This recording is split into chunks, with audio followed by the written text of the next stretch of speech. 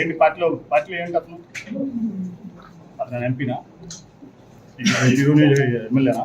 Senior నాయకులు అని చెప్పున్నారు sir. Senior నాయకులు ఇప్పుడు చాలా మంది ఉన్నారు కదా. సీనియర్ నాయకులు అందరూ ప్రెసిడెంట్ ఎందుకు వ్యతిరేకిస్తా? చాలా మంది ఉన్నారు కదా.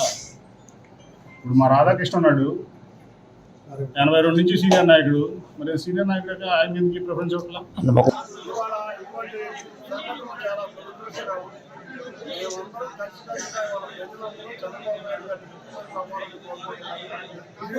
ప్రజలు ముఖ్యంగా ఇన్ని సంవత్సరాలు మనం చాలా అదృష్టం కోల్పోతున్నాం. ఒక ఎమ్మెల్యే మనం తెలుగుదేశం గెలిపించుకోలేకపోతున్నాం.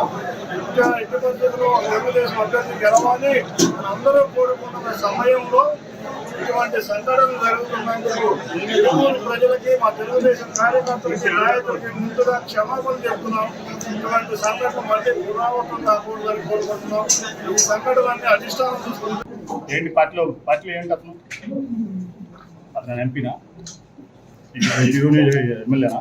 సీనియర్ నాయకులు అని చెప్పున్నారు సార్. సీనియర్ నాయకులు ఇప్పుడు చాలా మంది ఉన్నారు కదా. సీనియర్ నాయకులు అందరూ ప్రెసిడెంట్ ఎందుకు వ్యతిరేకిస్తా? చాలా మంది ఉన్నారు కదా. ఇప్పుడు మా రాధాకృష్ణ ఉన్నాడు 82 నుంచి సీనియర్ నాయకుడు. మరి సీనియర్ నాయకుడు ఆయన ఎందుకు ప్రిఫరెన్స్ ఇవ్వట్లా?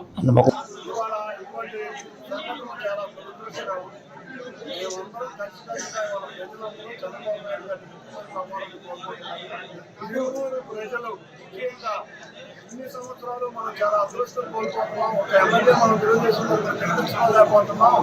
ఇంకా ఎట్టి పరిస్థితుల్లో తెలుగుదేశం అభ్యర్థి గెలవాలి అందరూ కోరుకుంటున్న సమయంలో ఇటువంటి సంఘటనలు జరుగుతున్నందుకు తెలుగు ప్రజలకి, మా తెలుగుదేశం కార్యకర్తలకి, నాయకులకి ముందుగా క్షమాపణ చెప్తున్నాం.